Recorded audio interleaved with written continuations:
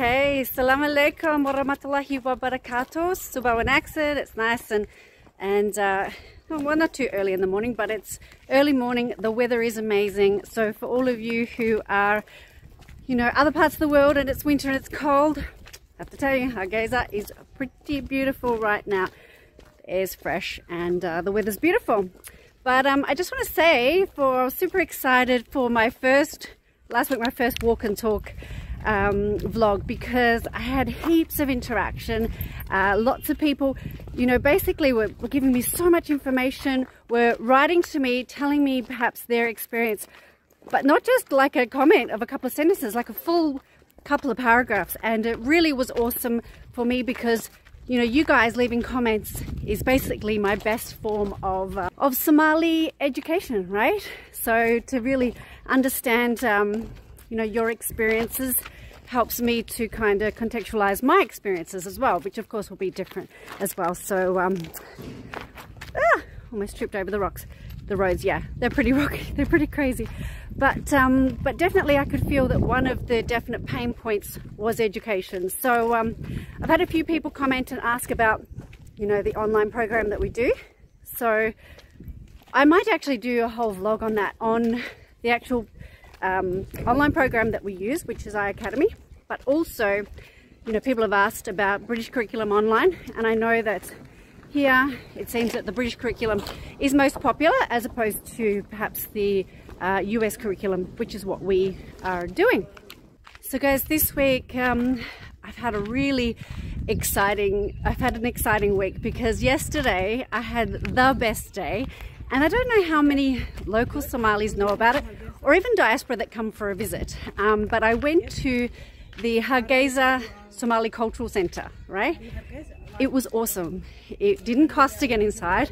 The amount of information that I got was phenomenal. So I'm super excited, because here I'm determined, whilst we're here, to have a Somali cultural learning experience, right? So that cultural experience, I want to share my learning journey, okay? So everything Somali culture, I'm all up about it, and I want to learn. I can see that there is a group of girls in the background here who are very interested in what we're doing, and I can see they're talking and looking over this way at me. So anyway, this cultural centre was phenomenal. What's this white lady doing? Is that what they're saying?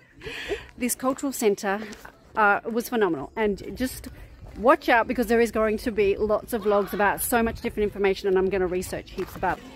Assalamu alaikum.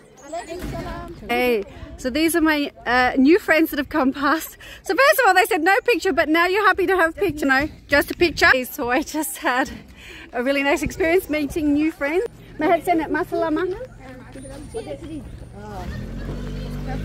Okay, so yes, so definitely through the comments I could see that the pain point was education, and so it's something that I'll address in another vlog. But something else I want to talk about is I am super excited with the new mayor and having such a concern for rubbish, and see that he has some women that work along the sides of the road picking up the rubbish. So but the more I spend here, the more I can see that obviously the government taking initiative is one thing, but it's something that I feel that unless there's kind of a grounds roots education program about why it's important not to throw your rubbish out the car window. Even people that I love throw rubbish out their window, throw rubbish out the gate of their house, and it's something that I feel like there needs to be more of a campaign that if you love your country, you don't throw rubbish outside. But that's something that takes time, those kind of campaigns and initiatives to really take hold, because otherwise the government's going to be just continually trying to clean up the rubbish, but we're not dealing with the grounds roots issue, right?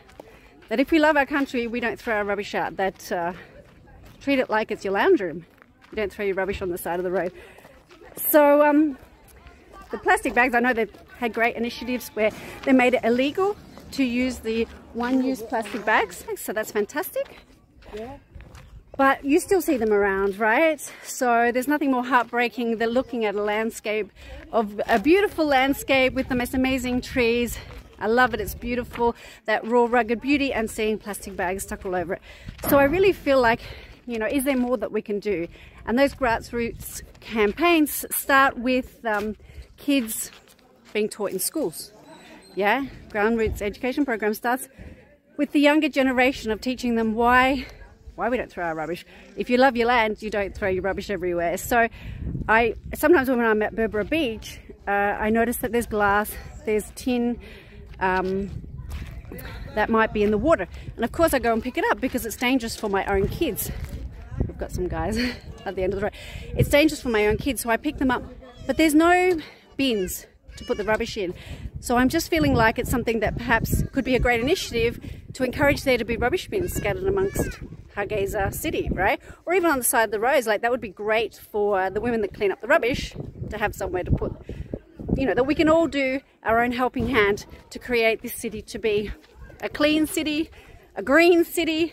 That will be fantastic. So so that's my rant for the day, my beef, that I want to try and help clean up this city. That such a great job has happened, and I think that there's more that we can do, yeah, because I can see that that information or education going to our younger generation hasn't yet been implemented or hasn't yet been understood as to why it's so important, yeah. So if we love our city and we love our land, we want it to be clean and beautiful, right? So I mentioned how yesterday I went to the cultural centre, the Hargeisa Cultural Centre, and of course I saw so many beautiful artefacts, I learned so much history, but one thing that I loved was the traditional woven bags that the Somali women have, and that have had, you know, for such a long time. They're awesome. And I was just thinking, hey, you know, we had it together like years ago, and that's every culture and every country, that we were much better at looking after our environment than we are now with our plastic bottles, with our plastic bags. So I'm thinking, if anybody knows where in Hargeisa I can buy these bags, or if you make these traditional bags, I want to know. And I want to be able to get one, right? Because actually I want to make a campaign that it is cool to carry a traditional Somali shopping bag, right? None of this plastic rubbish, and make it something that, go back to old school. Go back to these amazing bags that were good for the environment, look fantastic, and it's like wearing a badge of honor for your, I don't know, your cultural heritage, yeah?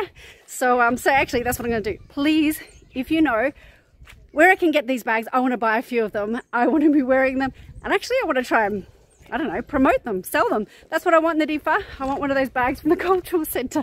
I'm going to start a campaign. So yes, I'm excited. I've had a bit of a rant, but I'm excited about perhaps trying to get some bins around the city, and I don't know, maybe helping to put together an educational program. I come from education in Dubai, so I think all of these things are important. Cultural studies within the schools, education on the environment and why it's important to look after our land would be great to have within the education here. Anyway, enough of a rant. So, no Arab, Australia, no China, no Arab, no China, no Arab, Australia. Kangaroos. Yeah, very far away, very far away. English, Australia. No Arab, no Chinese.